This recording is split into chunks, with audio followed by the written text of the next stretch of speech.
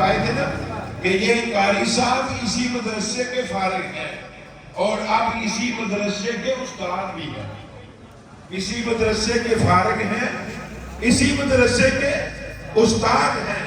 اور ہونا بھی یہی ہے چاہیے کہ شیخ الحدیث ایک جائے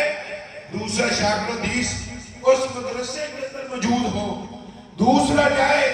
تیسرا شیخ الحدیث اس کے اندر موجود ہو، چوتھا جائے آپ پانچواں آ جائے، پانچواں جائے چھٹا آ جائے، ایک قاری جائے دوسرا قاری اس کی مسند کے اوپر بیٹھنے والا بن جائے۔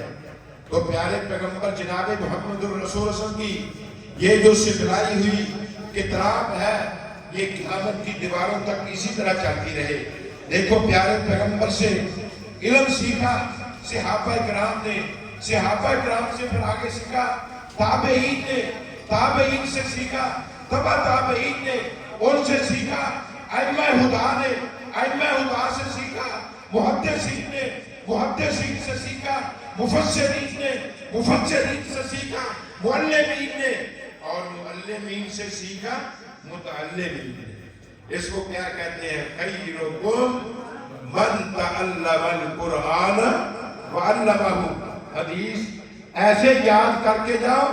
آپ کے سینوں میں محفوظ ہو جائے اور اس کے بعد اس حدیث کے اوپر عمل ہو جائے۔ دوستوں مسئلہ وہی، تقریر وہی، واز وہی،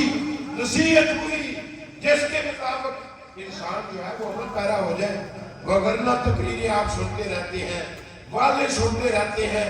اور خطبات سنتے رہتے ہیں، قرآن بھی سنتے رہتے ہیں، لیکن جب تک عمل نہیں ہوگا اس وقت تک سننے کا فائدہ نہیں ہوگا۔ ہر آنے والا کم از کم